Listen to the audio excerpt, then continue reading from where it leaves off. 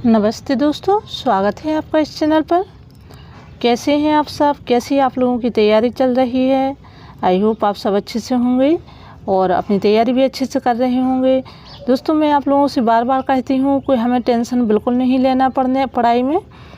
बस पढ़ते चलें, जी तोड़ मेहनत करें और खुश रहें, प्रसन्न रहें, मस्त रहें, स्वस्थ रहें। रिजल्ट क्या होगा उस पर मत जाइए, टेंशन बिल्कुल नहीं लीजिए, क्योंकि टेंशन आपका आधा काम बिगाड़ देगी। इसलिए बेफिक्री के साथ मस्त होकर पढ़िए। दोस्तों, मैं कुछ दिनों से मैं वीडियो डाल रही हूँ प्रयोगवाद और नई कविता के। तो मेरे दिमाग में आया कि क्यों ना आप लोगों को प्रयोगवाद की जो मूलभूत आरंभिक जानकारी है वो दूँ। बेसिक जानकारी जो आपको मिलेगी कि प्रयोगवाद का आरंभ कब से हुआ, इसके प्रवर्तक कौन है, इसमें किन किन कवियों ने भाग लिया है और क्या उनका योगदान रहा, और प्रमुख रूप से हिंदी साहित्य के जो आलोचक हैं, कवि हैं, रचनाकार हैं, उन्होंने प्रयोगवाद के संबंध में क्या वक्तव्य कहे हैं। तो आज मैं वही वीडियो आप लोगों को दे रही हूँ। इससे क्या होगा कि प्रयोगवाद और नई कविता के जितने भी प्रश्न आएंगे तो चलते हैं, हम देखते हैं प्रयोगवाद के महत्वपूर्ण पॉइंट बिंदु। नंबर 1, प्रयोगवाद का आरंभ 1943 ईस्वी में हुआ। सच्चिदानंद हीरानंद वात्स्यायन अग्रय के संपादकत्व में प्रकाशित तार सप्तक से माना जाता है। तार सप्तक में 7 कवि संग्रहित हैं। अब दोस्तों, ये संग्रहित शब्द जो है हिंदी साहित्य में अक्सर ही शुद्ध अशुद्ध के रूप में पूछ लिया जाता है, तो इस पर आप लोग विशेष रूप से नज़र डालिए। संग्रहित ऐसे लिखा जाता है और इसमें जो सन दी हुई हैं वो हिंदी साहित्य की जो सर्वमान्य पुस्तकें हैं उन्हीं की सनें हैं। इसमें 1% भी आपको शंका या संदेह नहीं होनी चाहिए। इसलिए बिल्कुल बिना सोचे समझे आप लोग पढ़िए, याद करिए। छोटी से छोटी बड़ी परीक्षा कोई भी हिंदी साहित्य की हो, ये सभी 100% मान्य हैं और कोई ऐसी किताबें नहीं हैं, क्योंकि हम लोग हायर एजुकेशन की काफ़ी आगे पहुंच चुके हैं। तो आप लोग बिल्कुल बेफिक्री के साथ पढ़िए। अगला पॉइंट है, प्रयोगवाद शब्द का सर्वप्रथम प्रयोग नंद दुलारी वाजपेयी ने प्रयोगवादी रचनाएं शीर्षक निबंध में किया। अब देखिए, यहाँ पर प्रश्न कितने निकल कर आ रहे हैं कि प्रयोगवाद का आरंभ कब से माना गया? 1943 ईस्वी से। प्रवर्तक अग्रय जो तार सप्तक है प्रयोगवाद का आरंभ उससे माना गया। इसमें 7 कवि थे। प्रयोगवाद शब्द का सर्वप्रथम प्रयोग किसने किया? नंद दुलारी वाजपेयी ने प्रयोगवादी रचनाएं शीर्षक निबंध में किया है। अगला पॉइंट है, नंद दुलारी वाजपेयी ने प्रयोगवाद को बैठे ठाली का धंधा कहा है। देखिए, बहुत ही महत्वपूर्ण है कि बैठे ठाली का धंधा प्रयोगवाद को किसने कहा है? तो नंद दुलारी वाजपेयी ने कहा है। अगला पॉइंट है, अग्रय के संपादकत्व में 4 सप्तक प्रकाशित हो चुके हैं। देखिए, अब कितने सप्तक प्रकाशित हो चुके? 4 सप्तक प्रकाशित हो चुके। और इनकी हमें सन हैं, जो डेट हैं, वो याद रखना अत्यंत आवश्यक है। और एनडीए नेट सेट के पेपर में तो अक्सर ही पूछ लिया जाता है। तो तार सप्तक 1943। एक चीज़ और मैं आप लोगों को बार बार बता रही कि जो प्रथम तार सप्तक है उसमें पहला शब्द और प्रथम शब्द बिल्कुल नहीं आता, सिर्फ उसको हम तार सप्तक बोलते हैं। उसका प्रकाशन है 1943 ईस्वी। दूसरा सप्तक 1951 ईस्वी। तीसरा सप्तक 1959 ईस्वी और चौथा सप्तक 1979 ईस्वी। ये चारों सप्तक हैं और इनकी आप लोगों को डेट याद रखना ज़रूरी है। अग्रय ने तार सप्तक की भूमिका में लिखा है, क्या लिखा है?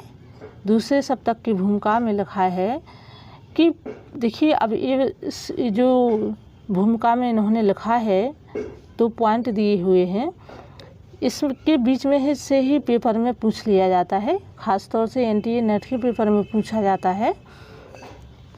नंबर 1 है, क्या लिखा भूमिका में? प्रयोगवाद का कोई वाद नहीं है, हम वादी नहीं रहे, नहीं हैं, वादी नहीं रहे और नहीं है, ना प्रयोग अपने आप में इष्ट या साध्य है। ठीक इसी तरह कविता का भी कोई वाद नहीं है।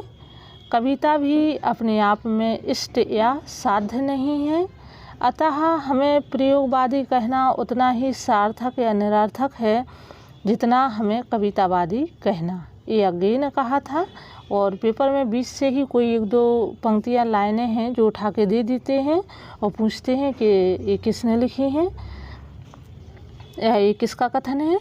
दूसरा पॉइंट क्या है, प्रयोग अपने आप में इष्ट नहीं है, वह साधन है और दोहरा साधन है। ये अज्ञेय ने कहा है दूसरे सप्तक की भूमिका में, क्योंकि एक तो वह उस सत्य को जानने का साधन है जिसे कवि प्रेषित करता है, दूसरे वह उस प्रेषण की क्रिया को और उसके साधन को जानने का भी साधन है। अब यहाँ पर दूसरे सप्तक की भूमिका में देखिए, ये इनमें से कोई बीच में लाइन दे दी उठा के और पूछ लिया कि किस सप्तक की भूमिका में अज्ञेय ने लिखा था। दूसरे तीसरे चौथे ऐसे पूछ लिए जाते हैं। अब हम देखते हैं कि तार सप्तक जो 1943 में संकलित कवियों का काल क्रमानुसार विवरण, यानी कि जो तार सप्तक प्रकाशित हुआ उसमें किन किन कवियों का महत्वपूर्ण योगदान रहा। तो सबसे पहले कौन है, अज्ञेय है। इनका जन्म कब का है, 1911 और मृत्यु इनकी है 1987, 87। जन्म स्थान है इनका देवरिया। अगले कवि हैं रामविलास शर्मा, इनका जन्म है 1912 ईस्वी, मृत्यु 2000 और जन्म स्थान उन्नाव। गजानन माधव मुक्तिबोध, जन्म 1917, 1964, मृत्यु ग्वालियर। प्रभाकर माचवे बलवंत, 1917 ईस्वी में जन्म, 1991 में मृत्यु, ग्वालियर में जन्मे। नेमीचंद्र जैन 1918 ईस्वी और आगरा में जन्मे। गिरजा कुमार माथुर 1918 से 1994 मध्य प्रदेश के ही हैं। और भारत भूषण अग्रवाल, इनका जन्म है 1919 ईस्वी, मृत्यु 1975, मथुरा में जन्मे। दूसरा सप्तक 1951 में संकलित कवियों का कालक्रमानुसार विवरण इस प्रकार से है। दूसरे सप्तक में कौन कौन से कवि थे, शमशेर बहादुर सिंह, इनका जन्म है 1911 ईस्वी, मृत्यु 1993, जन्म स्थान कहाँ है, देहरादून। भवानी प्रसाद मिश्र 1913, मृत्यु 1985, जन्म स्थान होशंगाबाद। शकुंत माथुर, देखिए कहीं कहीं पर शकुंतला माथुर आ जाता है, कहीं कहीं पर शकुंत माथुर आता है, तो उस पर आपको भ्रमित नहीं होना है। शकुंत माथुर 1922 ईस्वी में जन्म, दिल्ली। हरिनारायण व्यास 1923, मध्य प्रदेश। नरेश मेहता 1924, गुजरात। धर्मवीर भारती 1926 और मृत्यु 1997, इलाहाबाद में जन्मे। रघुवीर सहाय 1929 ईस्वी और मृत्यु 1990 ईस्वी और जन्म स्थान लखनऊ। तीसरा सप्तक 1959 में संकलित कवियों का कालक्रमानुसार विवरण इस प्रकार से है। दोस्तों, आप लोगों को इन कवियों की जो है जन्म तो विशेष रूप से याद रखना है, क्योंकि जन्म सुमिलित के रूप में पूछ लिए जाते, मृत्यु नहीं, उनको हमें ज़्यादा उस पर ध्यान नहीं देना। और थोड़ा बहुत जन्म स्थान देख लीजिए, वैसे जन्म स्थान ज़्यादा नहीं पूछा जाता। तो तीसरे सप्तक का प्रकाशन कब हुआ, 1959 ईस्वी। और कवि कौन कौन से थे, ये महत्वपूर्ण है। नंबर 1, प्रयाग नारायण त्रिपाठी, जन्म 1919, स्थान रायबरेली। मदन बात्स्यायन 1922 ईस्वी, जन्म और जन्म स्थान का कोई पता नहीं है। विजयदेव नारायण शाही 1924 ईस्वी, काशी में जन्मे। कुंवर नारायण 1927 ईस्वी, फैजाबाद में। सर्वेश्वर दयाल सक्सेना 1927 ईस्वी, बस्ती। केदारनाथ 1932 और कीर्ति चौहान 1935 ईस्वी। हमने हिंदी साहित्य में ऐसा देखा है कि कई कवि जो हैं उनके जन्म का सन है एक ही है। तो आप लोग जैसे 1927 या 1911 तो आप लोग ऐसे उनको क्रम से लिखते जाइए और याद करिए। चौथा सप्तक है 1979 ईस्वी में संकलित कवि कौन कौन से थे, अवधेश कुमार, राजकुमार कुंभज, देश भारती, नंद किशोर आचार्य, सुमन राजे, श्री राम वर्मा, राजेंद्र किशोर, ये 7 कवि चौथे सप्तक में थे और चौथा सप्तक जो है वो 1979 में प्रकाशित हुआ। प्रयोगवाद का प्रवर्तन करने का श्रेय सच्चिदानंद हीरानंद बादशाह अज्ञेय को जाता है। डॉक्टर रामविलास शर्मा ने लिखा है, प्रयोगवादी सब कविता में युग से उत्पन्न अनास्था, शंका, घुटन, कुंठा, भगनाशा में से एक नए पथ के अन्वेषण की व्याकुल भावना दिखाई पड़ती है। ये कवि एक नए मार्ग का अनुसंधान करने के लिए व्याकुल हैं। किसने लिखा है? डॉक्टर रामविलास शर्मा ने प्रयोगवाद के संबंध में ये लिखा है कि कहीं ना कहीं जो मानसिक उत्पीड़न है, देखिए भगनाशा का क्या मतलब होता है, आप लोगों को इसका अर्थ समझना चाहिए। तो जो मानसिक उत्पीड़न है, जो मानसिक विचारधाराएं हैं, उन्हीं की देन प्रयोगवाद यहाँ पर माना गया है। अब है प्रयोगवाद की प्रमुख प्रवृत्तियाँ। तो देखिए ये प्रवृत्तियाँ हैं, इन्हें हम विशेषताएं भी कह सकते हैं और ये महत्वपूर्ण है। तो क्या है? अहमवादी प्रवृत्ति का प्रधान, यानी कि प्रयोगवाद में कहीं ना कहीं अहंकार, जिसे हम अहम भी कहें, स्वयं को बड़ा समझना, इसकी प्रवृत्ति रही। दूसरा है यथार्थवाद का आग्रह, यानी कि जो सच्चाई है, जो वर्तमान में स्थित है, उसी को आगे बढ़ाया। तीसरा है निराशावाद, यानी कि कविताओं में देखें, चाहे उस समय की सामाजिक परिस्थितियों में निराशावादी अधिक रहा वातावरण। चौथा है बौद्धिकता का प्रधान।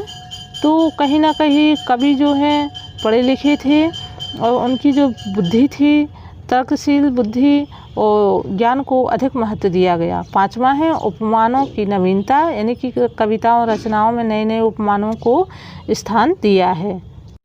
छठी प्रवृत्ति है साधारण विषयों का निरूपण। सातवीं है भाषा का प्रयोग, यानी कि कविता में कई प्रकार की भाषाओं का प्रयोग किया गया। अब हम देख लेते हैं प्रयोगवाद जो है किससे प्रभावित रहा। तो किससे रहा? फ्रायड से प्रभावित रहा। प्रयोगवाद के संदर्भ में कुछ विद्वानों के मत इस प्रकार से हैं, ये महत्वपूर्ण है, ये आप लोगों को याद भी रखना है। नंबर 1, प्रयोगवाद शैलीगत विद्रोह है। किसने कहा? तो डॉक्टर नगेंद्र ने कहा। दूसरा है प्रयोगवाद दृष्टिकोण का अनुसंधान है, ये किसने कहा? तो केसरी कुमार ने कहा। तीसरा है प्रयोगवाद प्रयोग कलात्मक अनुभव का क्षण है, ये किसने कहा? तो रघुवीर सहाय ने कहा। और चौथा है समाज के हित में जैसी क्रांति का सतत प्रक्रिया काम में है, वैसी ही रचना के हित में प्रयोग की। अब ये किसने कहा? तो रामस्वरूप चतुर्वेदी ने कहा। दोस्तों कभी कभी तो ये कथन जो हैं, ये मत हैं, इस प्रकार से आते हैं कि ये थोड़ी हमारे जो समझ से परे होते हैं। परे मतलब समझ की क्षमता से थोड़ा सा ऊपर होते हैं कि समाज के हित में जैसी क्रांति का सतत प्रक्रिया काम में है, वैसे ही रचना के हित में प्रयोग की। अब यहाँ पर सीधे सीधे बोल देते कि समाज के हित में जैसी क्रांति आवश्यक है, वैसे ही रचना के क्षेत्र में प्रयोग भी आवश्यक है। ठीक है, फिर आप लोग इनको याद रखिए कि डॉक्टर नगेंद्र, रघुवीर सहाय और रामस्वरूप चतुर्वेदी, ये तो महत्वपूर्ण है और केसी कुमार के भी आ जाते हैं अक्सर पेपर में। दोस्तों आपको वीडियो कैसा लगा ये कमेंट बॉक्स में लिखिए और स्वस्थ रहो, मस्त रहो, पढ़ो, आगे बढ़ो। धन्यवाद।